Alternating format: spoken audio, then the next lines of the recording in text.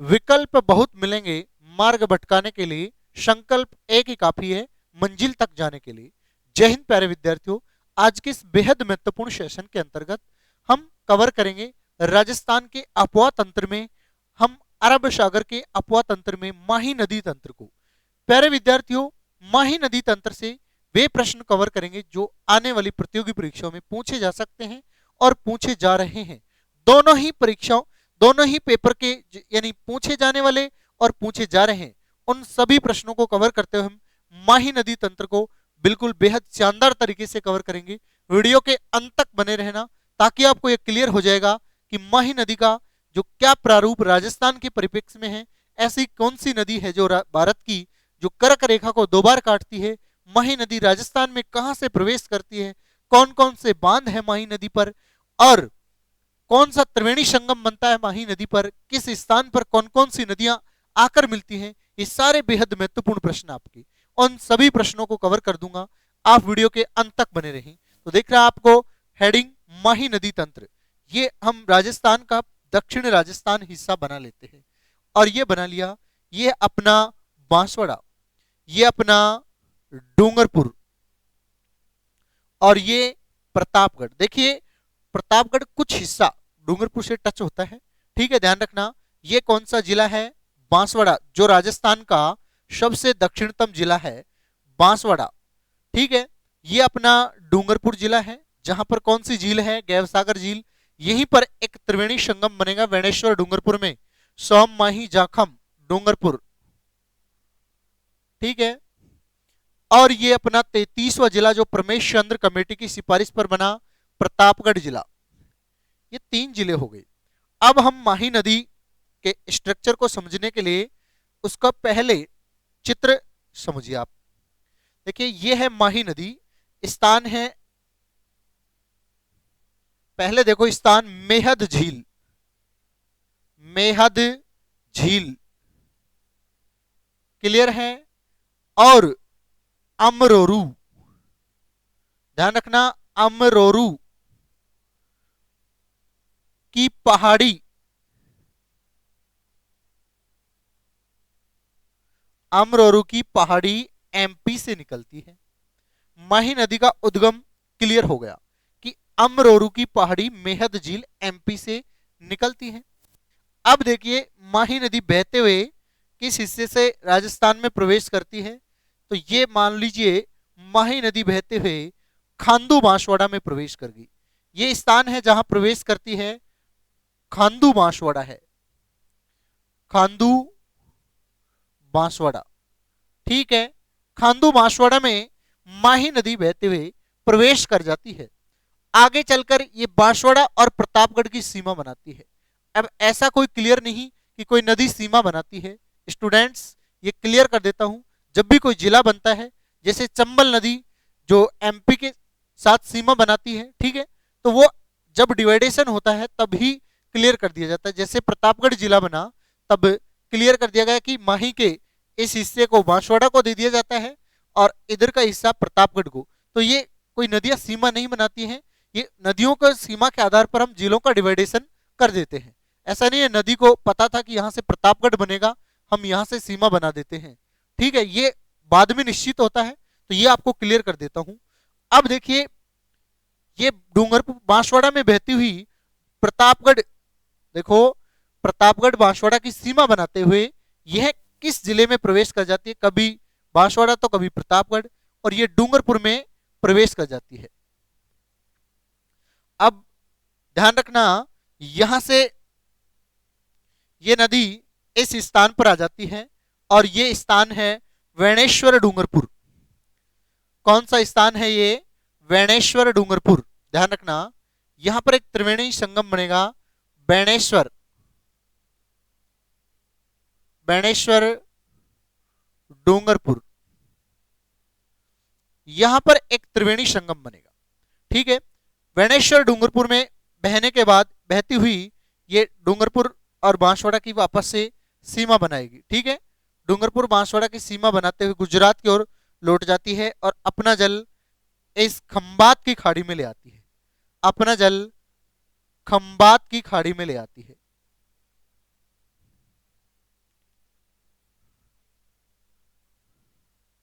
खंबात की खाड़ी में।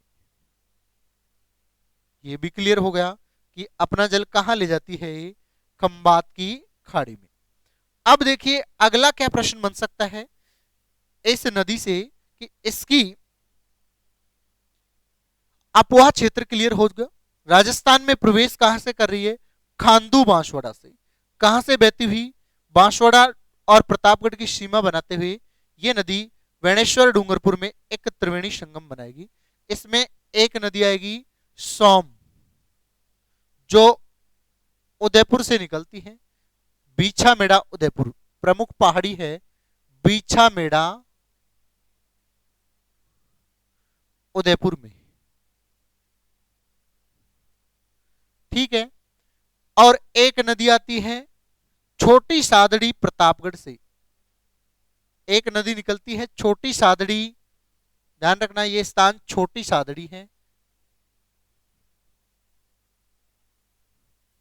यह प्रतापगढ़ में पड़ता है। ये दोनों इसकी मुख्य सहायक नदियां हैं। और ये किस स्थान पर आकर मिलती हैं दोनों, इस स्थान पर वेणेश्वर डूंगरपुर में। यहां पर संत मावजी का मंदिर है और खंडित शिवलिंग की पूजा होती है। आदिवासियों का कुंभ कहा जाता है। कौन सा मंदिर है, संत मावजी का मंदिर है। ध्यान रखना खंडित शिवलिंग की पूजा होती है। खंडित शिवलिंग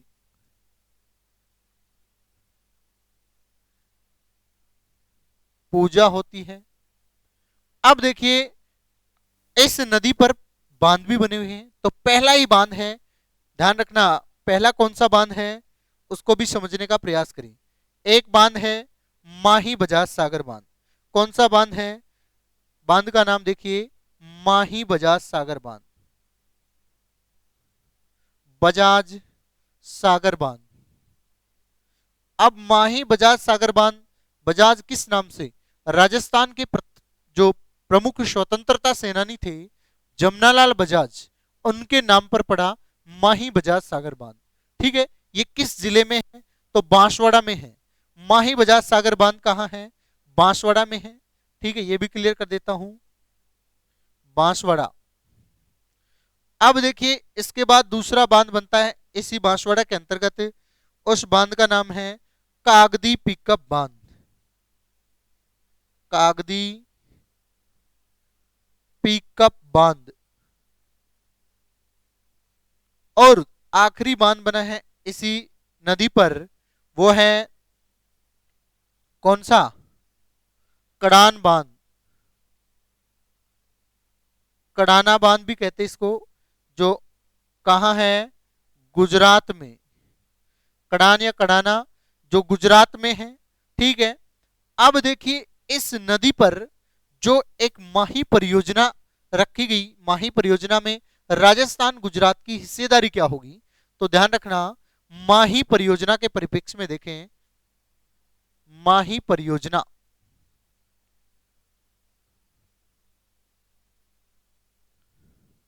उसमें राजस्थान गुजरात की हिस्सेदारी होगी। राजस्थान और गुजरात,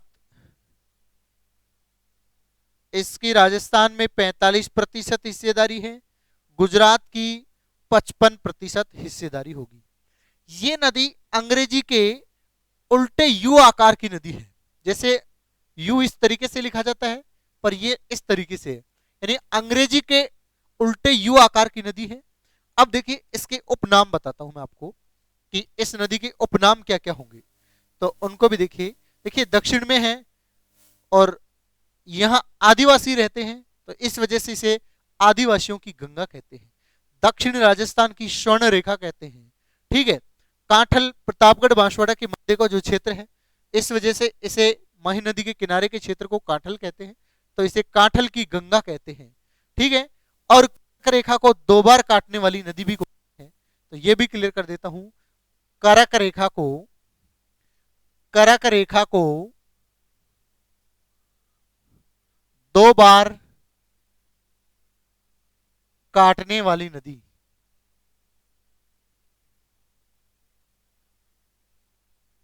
एकमात्र नदी राजस्थान के परिप्रेक्ष्य में, भारत के परिप्रेक्ष्य में, ठीक है, कर्क रेखा को 2 बार काटने वाली नदी।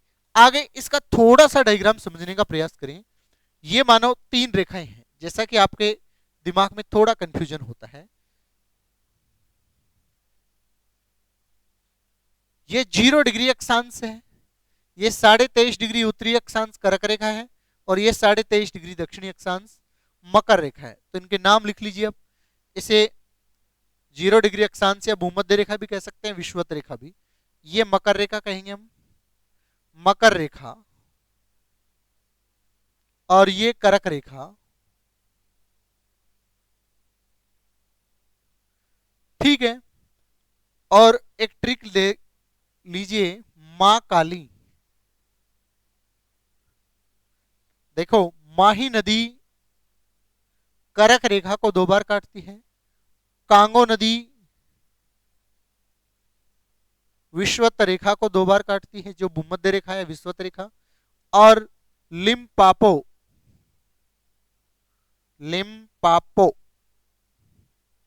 नदी किसको 2 बार काटती है? मकर रेखा को 2 बार काटती है। ये क्लियर हुआ। अब देखो, आगे हम चर्चा करेंगे एक एक इसकी सहायक नदियां, जैसे सोम नदी।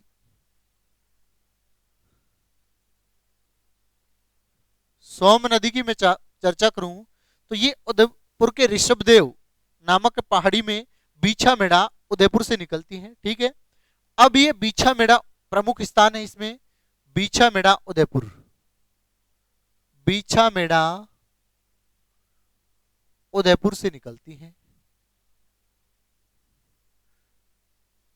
और बेणेश्वर डूंगरपुर में माही में जाकर मिल जाती है।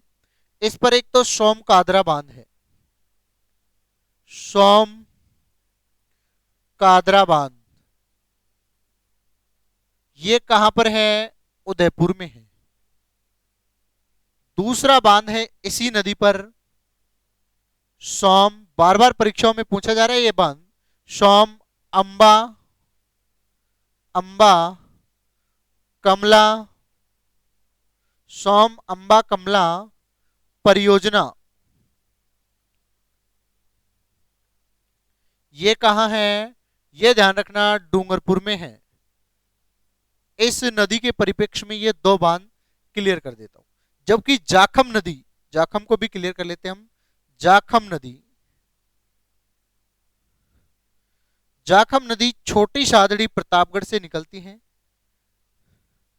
छोटी शादड़ी प्रतापगढ़ से तो उद्गम है,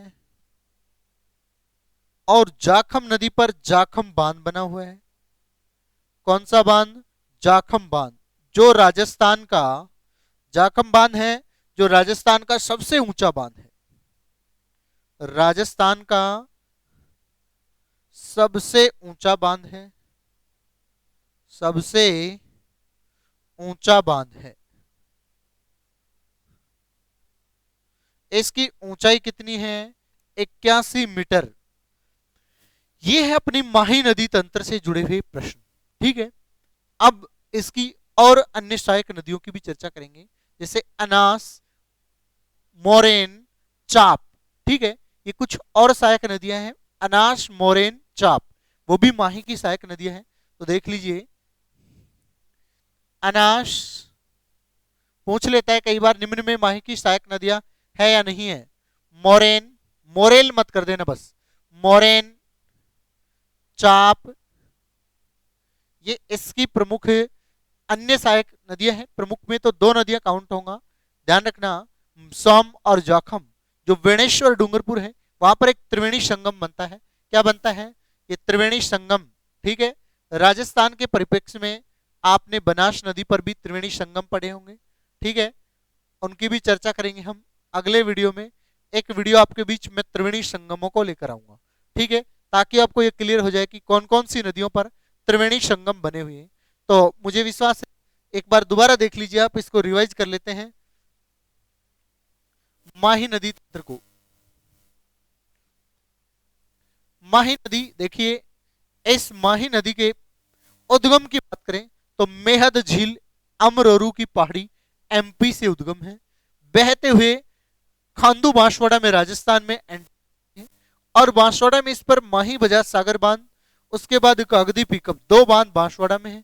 एक बांध है जो कड़ान बांध, वो गुजरात के अंतर्गत आता है। अंत में ये अपना जल खंबात की खाड़ी में ले जाकर छोड़ देती है। माही नदी बांसवाड़ा और प्रतापगढ़ की सीमा बनाते हुए ये डूंगरपुर में प्रवेश कर जाती है, फिर डूंगरपुर बांसवाड़ा की सीमा बनाते हुए गुजरात में प्रवेश कर जाती है।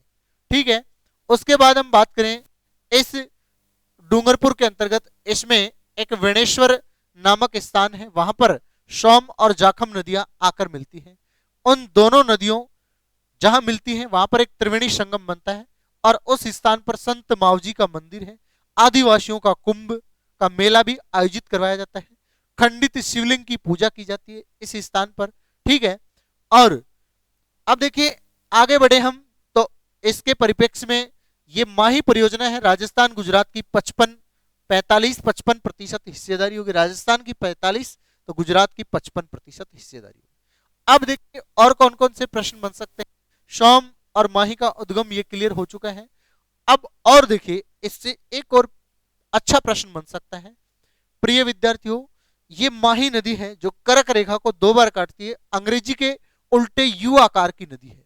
ठीक है, कैसे अंग्रेजी के उल्टे यू आकार की, जैसे देखो इधर देखो, अंग्रेजी में यू इस तरीके से लिखा जाता है पर ये यूं प्रवेश करती है और वापस यूं निकल जाती है। राजस्थान के परिप्रेक्ष्य में माही नदी तंत्र से आपको अगर कोई प्रश्न आता है तो मुझे विश्वास है आप उसे अच्छे से कवर करेंगे। फिर भी अगर कोई डाउट हो तो आप कमेंट सेक्शन में कमेंट करके बताएं, फिर मैं आपके बीच हाजिर रहूंगा। आप तब तक इंतजार करें। जय हिंद, जय भारत।